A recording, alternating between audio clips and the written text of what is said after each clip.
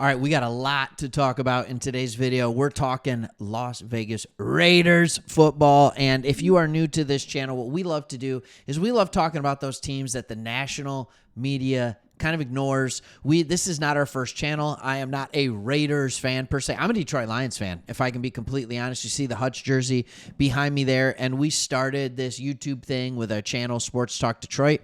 Then we're like, man, we love the NFL. And when we started this 4 years ago, the Lions were absolutely one of those teams that the national media just didn't talk about. And quite frankly, they still don't talk about them. They had 1 or 2 good years, and now they don't. But the Raiders seem to be a team that nobody's talking about. Everybody's talking about the Chiefs. People are talking about the Chargers, right? People are even talking about the Broncos in the AFC West. And the Raiders are just this national brand that has been kind of overlooked as of late. And so I think they have the right coaching staff to get it back, but they just caught a massive break in a couple of different ways. So I want to talk about injury news from the other side where they caught a break. Jayden Daniels might not be playing, but I also want to talk about keeping the faith in Ashton Jeanty on your side. And I want to talk about that by talking about other running backs and what they're doing, rookie running backs as well. So let's not waste time. Let's just jump right into this thing. And I think, and then I got a third thing that we can talk about as well. So here's where we're at. Jayden Daniels did not practice yesterday before the Raiders game. He did not practice. Here's what we know about Jayden Daniels. We know he has a sprained knee. More specifically, we know that he has a PCL sprain. I did a whole video on this on the Washington Commanders because we actually cover that team on this channel as well. The PCL injury can vary so much. Like the PCL injury can be hey, you're out a week, maybe 2, because it's a grade 1, and you'll be fine. It can also get to the point where if it's a grade 2, grade 3 type PCL injury, you're out for 2 months almost, 6 weeks, 6 to 8 weeks even. So players have missed whole halves of years with this injury. Players have missed extended time, but you want to be careful with a grade 1 because it can very easily become worse. And it's just basically knee instability. So I would expect fully for the Commanders to go to Marcus Mariota. And if they don't go to Marcus Mariota and Jayden Daniels is the guy, it might even be more to your benefit because he is not going to be the Jayden Daniels you're used to. Now, I could eat crow on this, and I could sound really dumb come this weekend. But, hey, come 1 o'clock, 10 a.m. Pacific time. So, anyways, with all of that, let's talk about just if he can't play, their backup, like I said, will be Marcus Mariota. Marcus Mariota hasn't started a game since 2022. You know him from 2020 and 2021 as a backup right there with the Raiders, right here. All right, so Pete Carroll said they're preparing to face both Daniels and Mariota, and he said we're going to count Daniels as going. And here's the thing, and this is sometimes it's like, oh, is the starter going to play? Is the backup? Is it going to change the way they do things? The Commanders have Mariota, and they paid him a large amount of money so that they don't have to change what they do. So you're going to be expecting a lot of the same things. Yes, they're different players, but the idea of what they can do, both with their arm and with their legs, they're going to run a very similar offense. So that is the other good news, is that even if you're preparing for both and you're not sure which quarterback's going to go, you're preparing for the same offensive scheme. And I would say the last thing I want to say on this before I move on to talking about the Raiders themselves is there's all this rumors out there, and they're like, oh, man, Jayden Daniels, now that people have tape on him, he's no good and all that kind of stuff. Not true. Do you think teams didn't have tape on him in the back half of last year?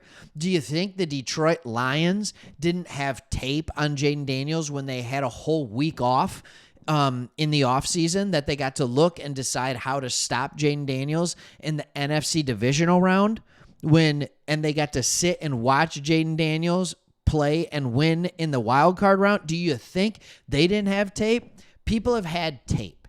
All right. Jayden Daniels is still a very good player, and I'm sticking to that. That I'm just so yes, you would rather have Mariota. There's no doubt about that, but it does help to have a little bit of tape. All right. Now let's talk a little bit about Ashton Jeanty. Now, Ashton Jeanty was the number 6 overall pick. We know that. He has just 81 yards rushing so far this year. He's only averaging 2.7 yards per contest. I think you'll get Jackson Powers Johnson back this year, this week coming off a concussion. He was wearing the red non-contact jersey in practice, so he's making his way back from concussion protocol. I'd be surprised if he wasn't back. That's going to help. All right? But Pete Carroll wanted to make sure it was known that they feel good about G&T. He said, we're just getting started with him. Per Las Vegas Journal-Review, he said he's breaking into the NFL. He's figuring it out. He'll get more carries. We have to run the ball more effectively. We only got 68 yards, and that's not enough. We need more than that. We're bringing G&T along. More will come. Look, Omarion Hampton, how did he look against you? Right? Not good. That was the next running back that was picked. And by the way, nobody is questioning Ashton G&T's ability. Nobody is questioning Omarion Hampton's ability. Nobody. All right? But how are they doing?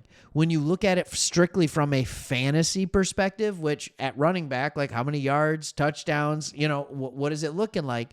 They are like running back 50 or like 40 and 50, and they were drafted on average way ahead of that. Look, we understand that it doesn't look good. Oftentimes for running backs, it doesn't look good. When you get a rookie, you can talk fantasy football, you can talk real football.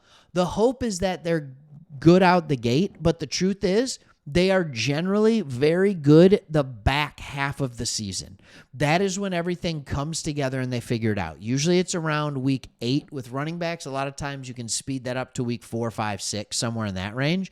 So if we're sitting here and the Raiders are 6, 7 games in, 8 games in, and he's still averaging 2.7 yards per carry, okay. Yeah, now you can be like, okay, what's going on? Like, is he being misused? Is he not seeing things right? But generally, it will work and it will click. And that's all it needs to do because his contact balance is there, the power is there, the speed is there. It's simply a matter of, is he seeing it right? All right, Ramondre Stevenson, they're barely using him. In New England, like they're barely using him. I think last week he got 3 carries and 2 catches. Like, they're barely using him. Did I say TreVeyon Henderson? I hope I did. I might have said the guy they're using instead, which is Ramondre Stevenson. They're barely using TreVeyon Henderson. TreVeyon Henderson is clearly more talented than Ramondre Stevenson. In Denver, they're barely using their rookie running back. They're just going to RJ Harvey. They're just going to J.K. Dobbins. 15 carries to 6. Like, this is what happens with rookie running backs. It takes some time to get there. So I wouldn't worry about it too much. So I think there's a couple of things. One, good news on the injury front. Like, I hate to use injuries as good news, but it is for you. And number 2, like, your running back is going to continue to get there. Also, the Washington Commanders just lost Deatrich Wise Jr., who was their run-stopping defensive end.